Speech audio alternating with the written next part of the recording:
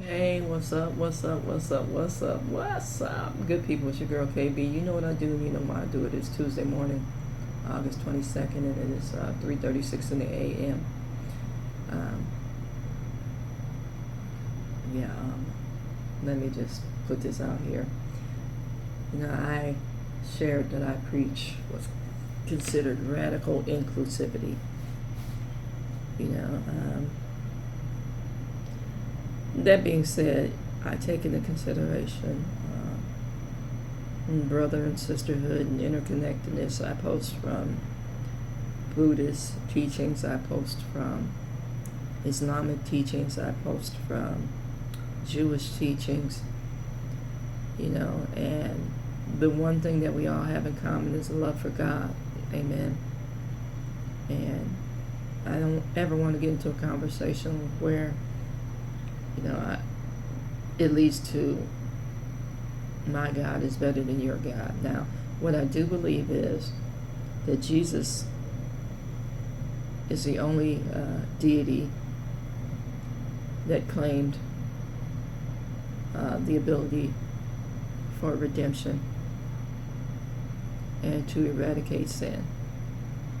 You've heard me say that.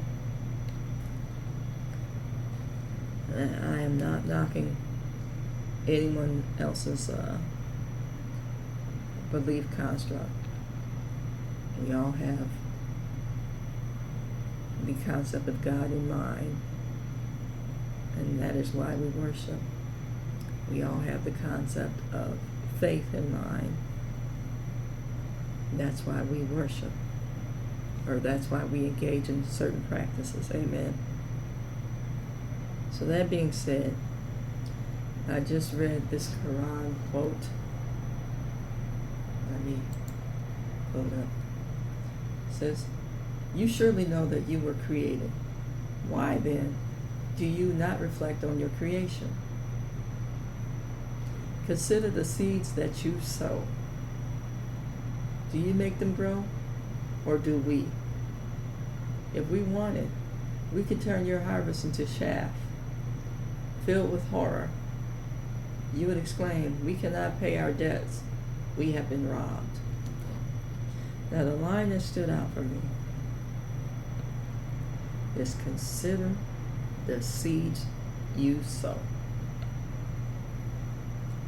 Now, the chaff is the part of the wheat that's thrown away. The wheat is the actual seed. And to extract that seed in the historical context, people would grab the wheat stalks, the whole stalk, and there was the violent slamming of these stalks on the ground, and the seeds would pop off. Okay.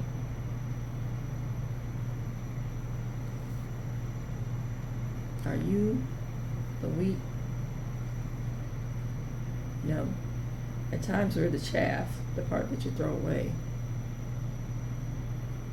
The part that's slammed on the ground in order to extract the seed. And then we use the seed for flour, or we use the seed for the next harvest. So, what are you planting? What's going to be your harvest? And some of us are in repetitive patterns of planting weeds. We'll marvel at the flower of the weed.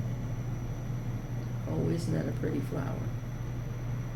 But that flower is only there for a hot second. But the weed continues, and the weed has established deep roots. And the weed has deep roots for what? For survival.